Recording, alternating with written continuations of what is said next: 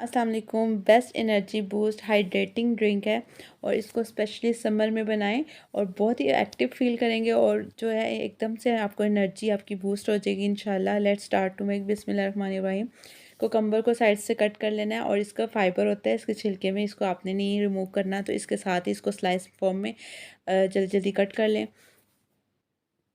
और इसी को हम ऐड कर देंगे ब्लेंडर जग में। साथ में ऐड करेंगे एक लीमू, एक पूरा लेमन जग में स्क्वीज़ कर दें।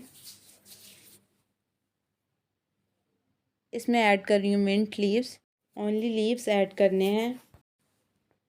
Add in water, black salt 1 teaspoon, sugar 3 tablespoon. You should try this drink 2 days in a week. Very energetic and very hydrating boosting drink.